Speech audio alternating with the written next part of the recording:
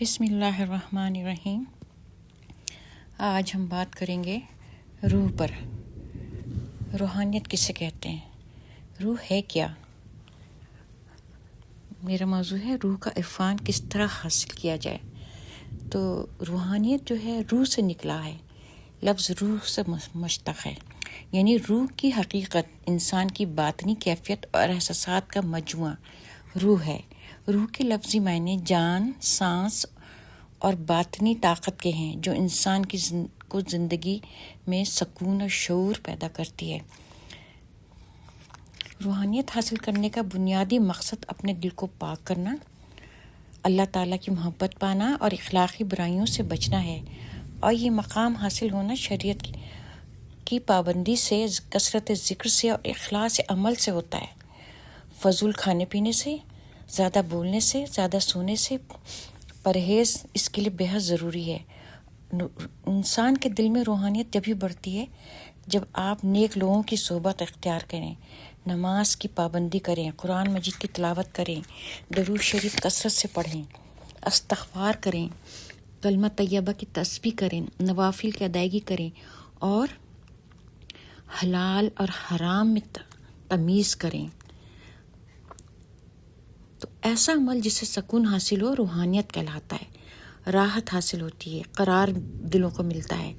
اللہ تعالیٰ نے جس طرح مادے کے ذریعے انسان کا ظاہری وجود بنایا ہے، اسی طرح روح کے ذریعے ایک باطنی وجود تخلیق کیا ہے، اور انسان کا جو ظاہری وجود ہے وہ دنیا کی چیزیں چاہتا ہے، دنیا کی طلب میں رہتا ہے، دنیا ہی کی ضرورتیں اس کو پورا کرتی ہیں، کھانا پینا، لباس، گھر، مکان، گاڑیاں، آرام، عیش، ہر چیز کا تعلق مادیت سے، مٹی سے پیدا ہوا انسان مٹی کی چیزوں سے فیض حاصل کرتا ہے۔ لیکن انسانی جسم کھوکھلا ہے اگر اس کے اندر روح نہ ہو، روح کے بغیر جسم نہیں ہے۔ روح کیا چاہتی ہے؟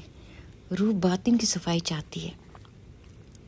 انسان جب مادیت بھری زندگی کی کثافتوں اور الجھنوں سے تنگ آ جاتا ہے تو اس کا دل آرام اور عیش و نشاط سے بھر جاتا ہے، تو آخر کار وہ روحانیت، ذہنی سکون اور دل کے آرام کی خاطر تلاش میں نکل کھڑا ہوتا ہے، اور یہ تلاش اس کو وہاں تک لے جاتی ہے جہاں جب تک وہ اس کو ایک آخری مقام یعنی قرب الہی نہ میسر ہو جائے۔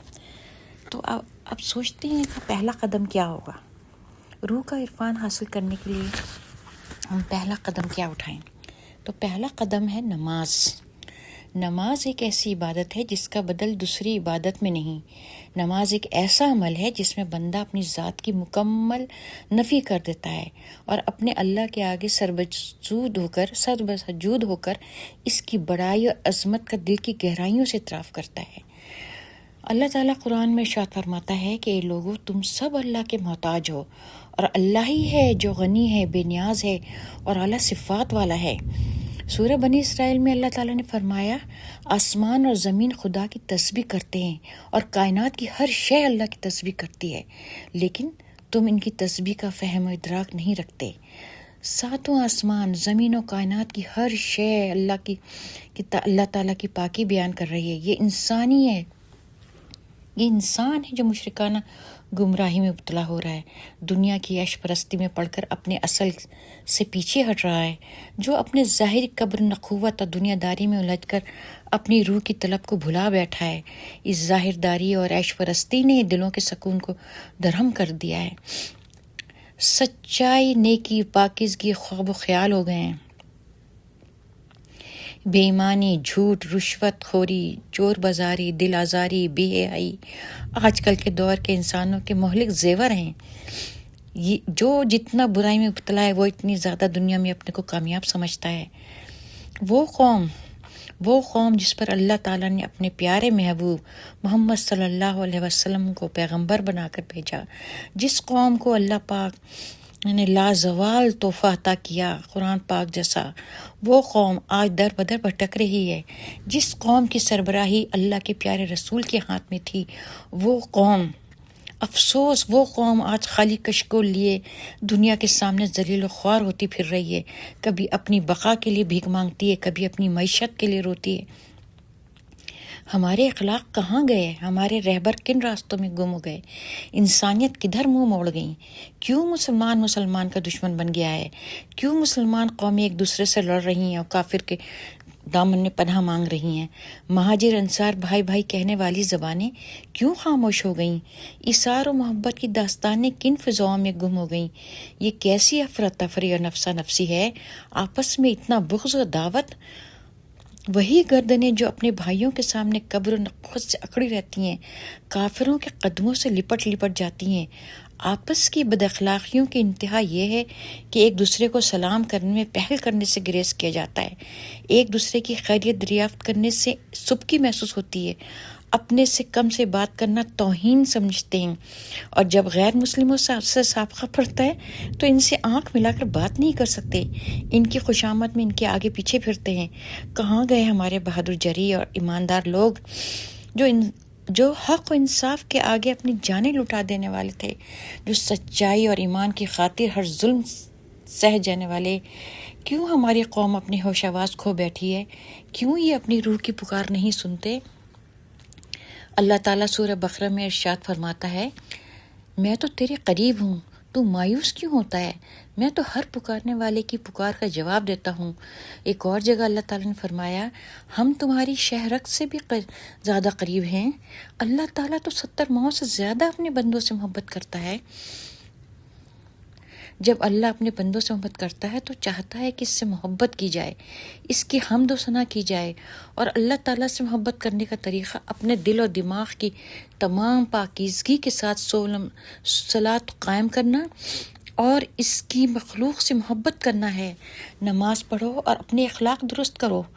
جب کسی بندے نے اللہ کے لیے کسی بندے سے محبت کی تو اس نے اپنے رب سے محبت کی، یعنی مخلوق سے محبت ایک ذریعہ ہے اللہ کی محبت تک پہنچانے کا، کیونکہ اللہ تعالیٰ چاہتا ہے کہ اس کی مخلوق سے محبت کی جائے اور اس کے محبوب صلی اللہ علیہ وسلم سے محبت کی جائے اور اس کی پیروی کی جائے۔ محبت ایک ایسی قلبی کیفیت ہے جو انسان کی روح کی گہرائیوں سے نکلتی ہے، جو ہم ظاہری آنکھوں سے نہیں دیکھ سکتے، لیکن محبت میں ڈوبے ہوئے انسان کا عمل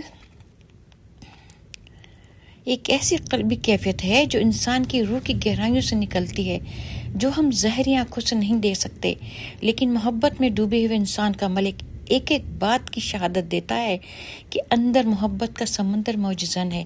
جب بندہ ہماری خواہشات سے مبرہ ہو کر اللہ سے رجوع کرتا ہے تو اللہ اس کی پکار ضرور سنتا ہے اور دکھے دلوں کی فریاد عرش تک ضرور پہنچتی ہے۔ رسول پاک صلی اللہ علیہ وسلم کا ارشاد ہے، اللہ تعالیٰ کی سب سے پسندیدہ چیز نماز اور اس کی مخلوق سے محبت کرنا ہے۔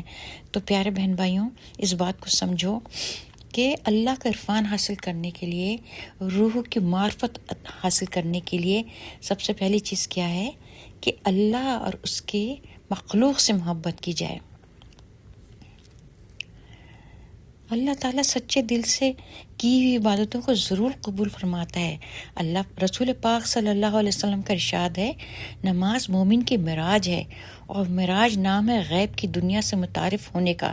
جب کوئی مومن اپنی تمام تر نیکی اور پاکیزگی کے ساتھ اللہ کے سامنے سر و سجود ہوتا ہے تو اس کے دماغ کا ہر دریچہ روشن ہو جاتا ہے۔ وہ ٹائم اور اسپیس کی زمان و مکان کی گرفت سے نکل غیب کی دنیا کی سیر کرتا ہے، فرشتوں سے ہم کلام ہوتا ہے، روح سے سرگوشیاں کرتا ہے، جنت کی سیر کرتا ہے، جہنم کا مشاہدہ کرتا ہے۔ پھر اگر ہم چاہیں تو اللہ تعالیٰ کی آواز بھی سن سکتے ہیں، ہمارا دل اللہ کی قربت سے آشنا بھی ہو سکتا ہے۔ ہمارے رسول پاک صلی اللہ علیہ وسلم کی معراج جسمانی اور روحانی دو طرح سے تھی، اور یہ صرف انہی کا مقام ہے۔ ہم اور آپ اس مقام تک تو نہیں پہنچ سکتے۔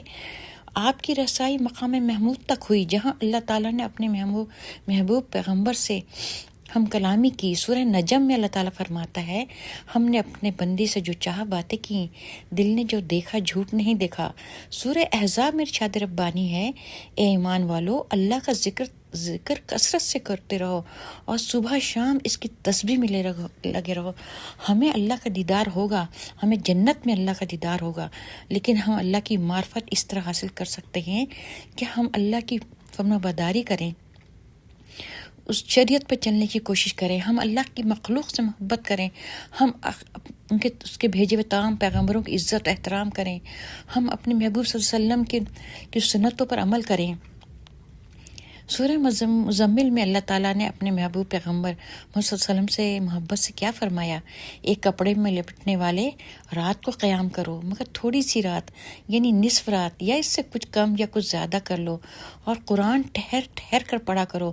غور کریں، یہ دو جہاں کا مالک اپنے بندوں پر کتنا مہربان اور کتنا شفیق ہے، کتنی نرمی اور کتنی لطافت سے اپنے بندوں سے مخاطب ہوتا ہے۔ اور ہم جو بے بس مجبور انسان ہیں، اور وہ قادر مطلق جسم کے حکم کے بغیر ایک پتہ نہیں ہل سکتا۔ انسان کا کیا رویہ ہے؟ بے حسی، خود غرضی، سرکشی، نافرمانی۔ کسی کے پاس ذرا سی دولت آ گئی تو وہ تکبر میں مبتلا ہو گیا، کوئی زیادہ عبادت گزار ہو گیا تو وہ اپنی عبادت پہ آسمانوں پہ چڑھ گیا، کسی نے علم حاصل کر لیا تو علم کا غرور اسے لے ڈوبا۔ لیکن انسان کی خود غرضی، سرکشی اور نافرمانی کے باوجود بار بار اللہ تعالیٰ معاف کرتا ہے۔ اب سچے دل سے تو معافی مانگیں۔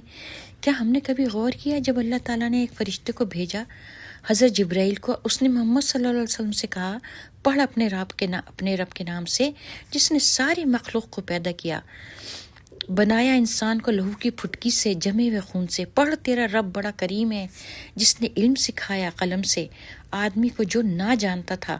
افسوس، صد افسوس، کیا تھے عرب کے مسلمان اسلام سے پہلے، اسلام نبوت آنے سے پہلے کیا حالت تھا عرب کے لوگوں کا۔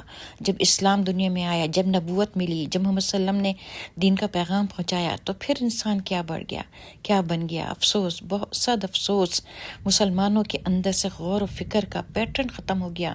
مسلمانوں کو ذہنی اور شعوری، فکری، سیاسی وجود اساسی بنیاد پر ایسی راہ پہ چلنے پر مجبور کر دیا گیا ہے جہاں نہ فکر و تدبر ہے، نہ صحیف آسمانی کا خیال، احساس، زمین کے اندر بھرے ہوئے خزانوں اور سمندر کے اندر موجود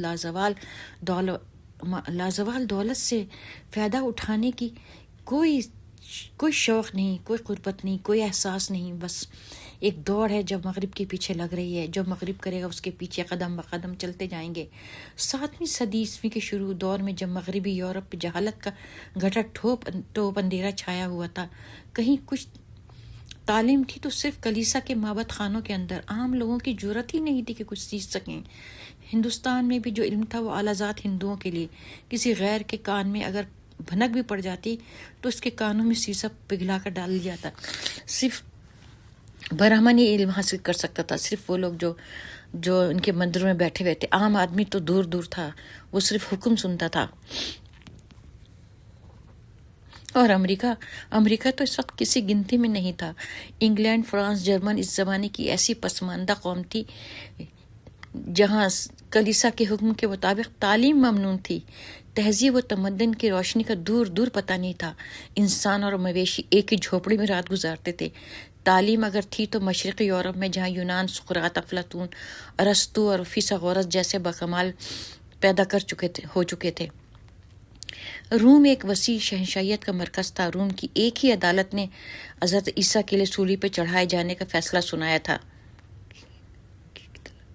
مگر ان کی بھی یہ ترقی مادیت کے لمبردار تھی، اس میں روحانیت کا کوئی عمل دخل نہیں تھا۔ آہستہ آہستہ یہ ساری ترقی تنزلی کا شکار ہونے لگی۔ اس تنزلی کی سب سے بڑی وجہ علم دشمنی تھی۔ اسکندریہ کا عظیم الشان کتب خانہ جو بطلیموس دور کی یادگار تھا، اس سے علم دشمنی کی نظر ہو گیا۔ جس ترقی میں روحانیت شامل نہ ہو وہ ایک نہ ایک دن برباد ہو جاتی۔ یاد رکھیں اس بات کو۔ کوئی بھی دنیا کی ترقی، اس میں وہ روح سے اگر خالی ہوگی، پاکیزگی نہیں ہوگی، باطن کی صفائی نہیں ہوگی، وہ بیکار ہے، چند لمحوں کا کھیل ہے، آنکھوں کی دھول ہے۔ یہ کیسا المیہ ہے کہ ہر طریقے کا مخزن غیر مسلم ہے، اور ہر بربادی، ذلت اور رسوائی مسلمانوں کا امتیازی نشان بن چکا ہے۔ ایک ایسے دور میں جب دنیا انسانیت حیرت زدہ تھی، انسان اپنی پیدائش کا مقصد کھو چکا تھا۔ کہیں دہریت تھی، کہیں بت پرستی، کہیں لوگ آگ کی پرستش کر رہے تھے، تو کوئی چاند، سورج، جانوروں اور درختوں کی پوجا پاٹ میں مگن تھا۔ تو اللہ تعالیٰ نے بار بار کے آزمائے انسان کو ایک بار پھر فرش سے اٹھا کر عرش پر پہنچا دیا اور اپنے پیارے محبوب صلی اللہ علیہ وسلم جیسا لازوال تحفہ اس دنیا کو عطا کیا، تاکہ انسان از سر نو اپنی آبیاری کرے، جھوٹ، تکبر، نخوت، بڑائی اور ظلم ستم سے ہٹ کر اس قادر مطلق کے سامنے اپنی جمی نیاز ختم کرے۔ اللہ تعالیٰ نے جس مقصد کے تحت انسان کو اپنا خلیفہ بنا کر اس کائنات میں بھیجا، اس کی تکمیل ہو جائے۔ کتاب مقدس میں ایک جگہ اللہ نے کہا روشنی، تو وہاں روشنی ہو گئی۔ اللہ تعالیٰ نے کہا کن فیکون، کائنات حرکت میں آ گئی۔ یہ اللہ تعالیٰ آج سے نہیں ہے، اللہ تعالیٰ صدیوں سے، اربوں خربوں سے ہے، اور وقت کے ساتھ ساتھ مختلف پیغمبر آتے رہے، مختلف قوموں میں آتے رہے، مختلف تہذیبوں میں آتے رہے، اور 5 کتابیں اللہ تعالیٰ نے بھیجیں، لیکن قرآن کریم محمد صلی اللہ علیہ وسلم کا معجزہ ہے۔ اللہ تعالیٰ نے آخری کتاب بھیج دی، بس اس پر عمل کرو۔ جب اس پہ تم عمل ختم ہو جائے گا، جب ایک شخص بھی اللہ اللہ کہنے والا نہیں رہے گا، قرآن کے حروف مٹ جائیں گے، تو اس وقت قیامت آ جائے گی۔ اللہ تعالیٰ فرماتا ہے پہچان میں تیرا رب ہوں۔ اللہ تعالیٰ نے آدم کو علم الاسماء عطا کیا، اس کو نور عطا کیا، قرآن عطا کیا، اور اس کی رہبری کی 1,24,000 پیغمبر بھیجے۔ رسول پاک جیسے مقدس ہستی عربوں کو نصیب ہوئی، اور اس نے بندے سے کہا ہم نے انسان کو زمین و آسمان کی تسخیر کے لیے پیدا کیا، اور پھر رسول پاک صلی اللہ علیہ وسلم پر نبوت ختم کر دی گئی، دین مکمل ہوا۔ اللہ تعالیٰ نے اپنا مشن پورا کر کے اس کو انسانوں کے لیے آگے بڑھا دیا، اور ہم مسلمان کیا کر رہے ہیں؟ ہم نے قرآن کی گہرائی میں اتر کر کبھی نہیں دیکھا، بس ہم لفظ پڑھتے ہیں، تلاوت کرتے ہیں، حفظ کرتے ہیں، اور تھوڑا بہت عمل بھی ہمارا کھوٹا۔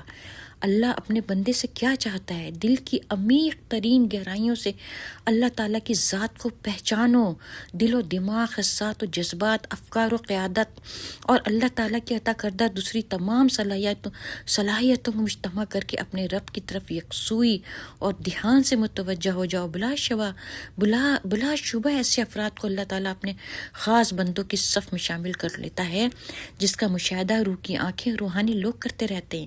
اللہ تعالیٰ کے ان مخصوص بندوں کا ایک سلسلہ ہے جس میں شامل ہونے کے بعد انسان کا دل اور دماغ اور نفس مطمئن ہو جاتا ہے۔ وہ بار بار ہمیں متوجہ کرتا ہے، مشاہدہ کی دعوت دیتا ہے، غور و فکر کی طرف راغب کرتا ہے، اور ہم اللہ تعالیٰ کی عطا کی ہوئی عقل و سمجھ کو صرف اس حد تک استعمال کیا، نماز پڑھ لی، روزہ رکھ لیا، زکوٰۃ ادا کی، حج کر لیا، قرآن پڑھایا گیا اور طاق میں سجا کر رکھ دیا گیا۔ بس قرآن کا ہمارے ہاں بس یہی کام رہ گیا ہے کہ ہم اسے پڑھ لیں، تلاوت کر لیں، دیٹس اٹ، اور ہم یہ سمجھ لیں کہ ہم نے کر لیا، مذہبی حقوق پورے کر دیے۔ اب اس سلسلے میں الجھے ہوئے ہیں کہ زمین آمین آہستہ سے پڑھی جائے یا زور سے چلیں۔ یہ سب چیزیں تو اپنی جگہ، لیکن یہ غور کریں کہ محمد صلی اللہ علیہ وسلم کا یہ مہینہ جو آ رہا ہے، ربیع اول کا مہینہ جو ہے، اس میں ہمیں کیا کرنا ہے؟ کیا صرف اس ایک مہینے کے لیے محمد صلی اللہ علیہ وسلم آئے تھے دنیا میں؟ پورا مہینہ ہمارے نبی صلی اللہ علیہ وسلم کا ہے، پورا سال ہمارے نبی محمد صلی اللہ علیہ وسلم کے لیے، ہر لمحہ ہر دن اس بات کی گواہی دے رہا ہے کہ ہمیں ان کی پیروی کرنی ہے، ہمیں ان کی سنتوں پہ عمل کرنا ہے۔ یہ قرآن ہماری تربیت کے لیے آیا ہے، تعلیم کے لیے آیا ہے، صرف زبانی جمع خرچ کرنے کے لیے نہیں آیا ہے۔ تو پیارے بہن بھائیوں، اس قرآن پہ عمل کرو، اللہ محمد صلی اللہ علیہ وسلم کی سنتوں پہ عمل کرو۔ اللہ تعالیٰ نے فرمایا ہے کہ واطیعوا اللہ واطیعوا رسول، واطیعوا اللہ واطیعوا رسول، ہر جگہ قرآن میں جگہ جگہ آپ کو یہ آیتیں ملیں گی، میرا کہنا مانو، رسول پاک صلی اللہ علیہ وسلم کا کہنا مانو۔ تو قرآن کھولیے، اس کی تلاوت کریں، حدیثیں پڑھیں، ان پہ عمل کریں، اور یہی روح کا عرفان ہے۔ روح کا عرفان جبھی حاصل ہوتا ہے، یہ جو آج کل ساری دنیا میں پھیلا ہوا ہے، کچھ بھی اٹھا کے دیکھ لو آپ کو سوشل میڈیا میں، جن جنات جادو، اور اس کے ساتھ ہوگا روح کی معرفت، روحانیت کا تعلق نہ جن سے ہے، نہ جادو سے، نہ جنات سے ہے۔ روحانیت کا تعلق اللہ کا عرفان حاصل کرنے کا ہے، اللہ کی معرفت حاصل کرنے سے ہے۔ اللہ کی معرفت جب حاصل ہوگی، جب آپ اپنی روح کو پاک صاف کریں گے، جب آپ اپنی باطنی قوت پر توجہ دیں گے، جب آپ یہ سوچیں گے کہ ہماری روح کی بھی کچھ ضرورتیں ہیں، جسم کی ضرورت اگر مٹی ہے خوراک ہے، لباس ہے، کھانا ہے، ہوا ہے، پانی ہے، تو روح کی ضرورت کیا ہے؟ روح کیسے زندہ رہے گی؟ روح کو تو صدیوں زندہ رکھنا ہے، تو ہم اپنی روح کو غلیظ کیوں کریں، خراب کیوں کریں؟ ہم اپنی روح کو طاقت دیں، کس سے؟ باطنی صفات سے، پاکیزگی سے، اچھے اخلاق سے، محبت سے، اللہ رسول کی محبت سے، بزرگوں کی محبت سے، مخلوق کی محبت سے، بچوں کی محبت سے، ادب و تہذیب سے، انسانیت کے دائرے میں رہ کے۔ تو پیارے بہنوں، بس اتنا ہی کہنا تھا، اور چونکہ اس وقت ونڈو سے باہر بہت گرج چمک ہو رہی ہے، تو بیچ بیچ میں وقفے بھی آ گیا اور آواز بھی خراب ہوئی، اس کے لیے معافی کی خواست وغیرہ وآخر دعوانا الحمد للہ رب العالمین، آمین ثم آمین یا رب العالمین۔